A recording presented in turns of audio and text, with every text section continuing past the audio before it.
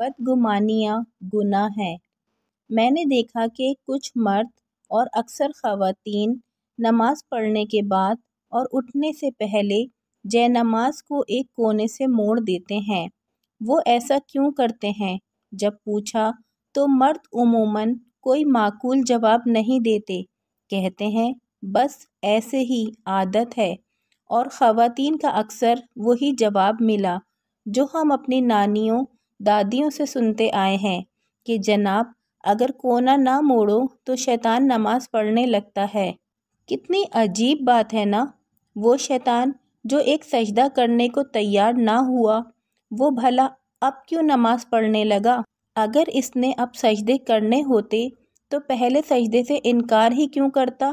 اسی لیے تو وہ شیطان قرار دیا گیا۔ اور اگر چلیں فرض کریں 1 منٹ کو مان بھی لیتے ہیں کہ وہ نماز پڑھتا بھی ہے تو یہ تو اچھی بات ہے نا، پڑھنے دیں، آپ کا کیا جاتا ہے؟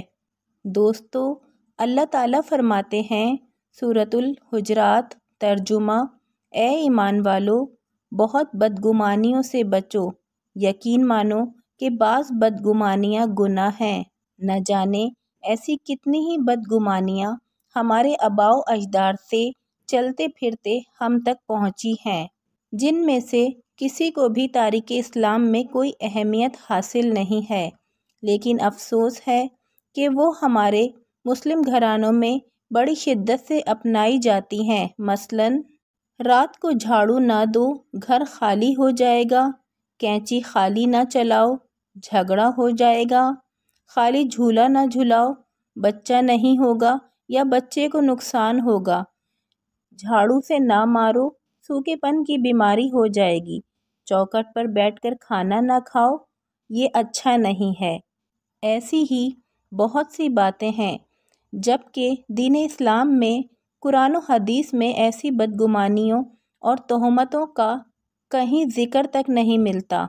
اللہ کے لیے اپنے گھروں کو دین محمد صلی اللہ علیہ وآلہ وسلم کی تعلیمات سے آراستہ کیجیے، نہ کہ دقیانوسی، بدگمانیوں اور تہمتوں کو اپنا کر خواہ مخواہ اپنی زندگی کو مشکل میں رکھیے۔